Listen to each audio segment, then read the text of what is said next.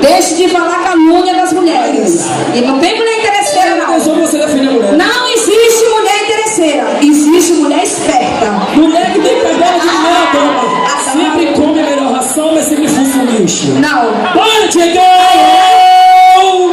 É tudo certo, gente.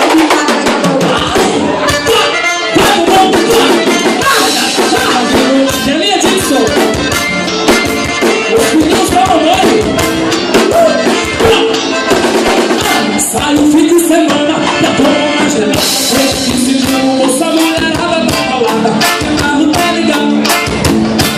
Seu dinheiro vai embora, ela pega e vai também. Sai o fim de semana pra tomar gelada. Vai a noite, tchê.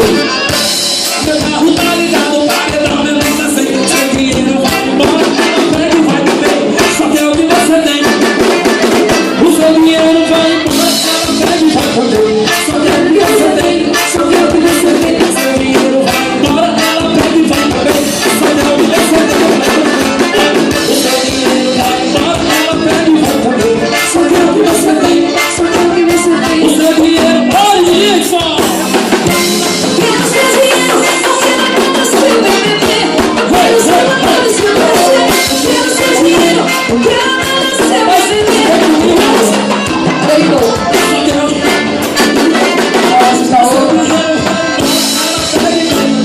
Só que é o que você tem. Só que é o que você tem. Seu dinheiro vai embora, mas você está no esposo da Letícia. Não, moral. Ela vem com os olhos. É, minha Deus. A dupla deu certo. Que é?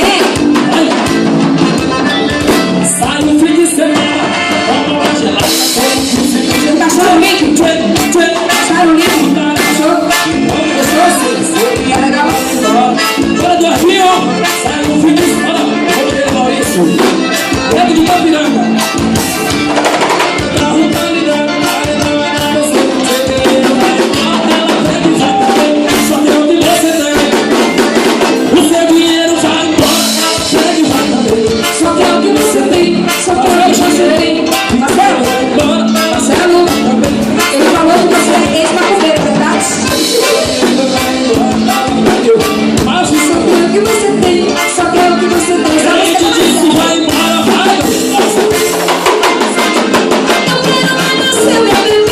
Eu quero seu namoro, seu prazer. Eu quero seu dinheiro. Eu quero nada seu BBB. Ah, eu quero seu. Só que é o que você tem. Seu dinheiro vai embora. Só que é o que você tem.